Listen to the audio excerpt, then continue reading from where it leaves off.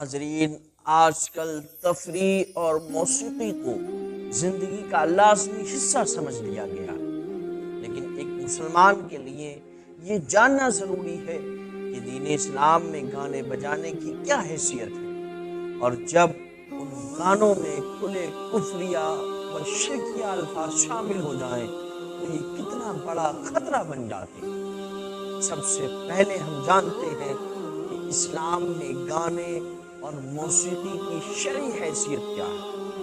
قرآن و سنت کی روشنی میں جمہور فقہا اور مفسرین کے نزدیک عمومی گانے بجانے اور آلات موسیقی کا سننا ممنوع اور ناپسندیدہ ہے۔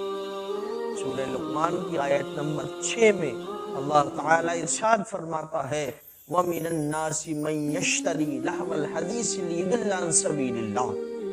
حضرت عبداللہ بن مسعود رضی اللہ تعالیٰ عنہ، حضرت ابن عباس رضی اللہ تعالیٰ عنہ نے قسم کھا کر فرمایا کہ لہو الحدیث سے مراد گانا بجانا ہے۔ رسول اللہ صلی اللہ علیہ وسلم نے ارشاد فرمایا میری امت میں کچھ ایسے لوگ پیدا ہوں گے جو زنا اور مردوں کے لیے ریشم، شراب اور آلات موسیقی یعنی معازف کو حلال ٹھہرائیں گے۔ گانا انسان کے دل میں غفلت اور نفاق پیدا کرتا ہے اور اللہ کے ذکر و نماز سے دور کر دیتا ہے۔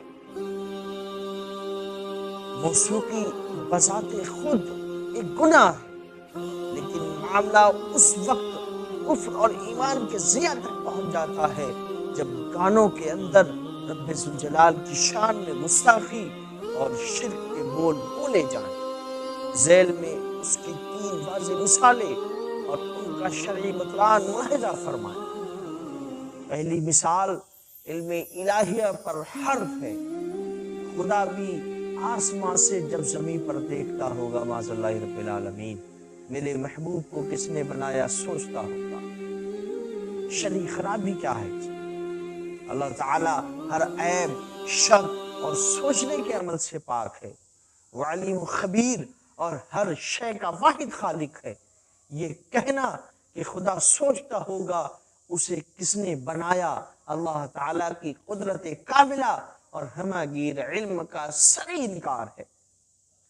اور دوسری مثال اگر پیش کی جائے تو وہ بت پرستی اور شرک کا اظہار کرتی ہوئی نظر آتی ہے۔ یہ گانا گایا جاتا ہے، سنا جاتا ہے، اب آگے جو بھی ہو انجام دیکھا جائے گا، خدا تراش لیا اور بندگی کر لی معاذ اللہ تعالی۔ اس میں شرعی خرابی کیا ہے؟ اسلام کی بنیاد کلمہ توحید لا الہ الا اللہ پر ہے۔ انسان کسی کو خدا نہیں بنا سکتا اور نہ ہی کسی مخلوق کی عبادت جائز ہے۔ خدا تراشنا اور بندگی کرنا بت پرستی اور شرک کا کھلا اعتراف ہے۔ اور اسی طرح تیسرا ایک جو گانا گایا جاتا ہے رب پر ظلم کا الزام اور ناشکری کا الزام لگایا جاتا ہے۔ رب نے مجھ پر ستم کیا ہے، سارے جہاں کا غم مجھے دیا ہے۔ اس کی شرعی خرابی کیا ہے؟ اللہ تعالیٰ عادل و رحیم ہے، وہ کسی پر ظلم نہیں کرتا۔ تقدیر پر شکوہ کرتے ہوئے اپنے خالق کو ستمگر قرار دینا اور ناشکری کے کلمات کہنا ایمان کے منافی ہے۔ تو اس میں پیغام اور نتیجہ کیا ہے؟ شاعری، رقص اور راگ و رنگ کے چکر میں ایسی لایعنی باتیں زبان پر لانا جن سے رب ناراض ہو خسارے کا سودا ہے۔ انسان موسیقی سن کر گناہگار تو ہوتا ہی ہے، لیکن جب وہ ایسے اشعار گنگناتا ہے تو نادانستہ طور پر اپنے بنیادی عقیدے کو ہی نقصان پہنچا بیٹھتا ہے۔ ہر باشعور انسان کی ذمہ داری ہے کہ وہ اپنی سماعتوں اور زبان کی حفاظت کرے اور صرف انہی باتوں کا اقرار کرے جو عقل، حیا اور شریعت کے مطابق ہو۔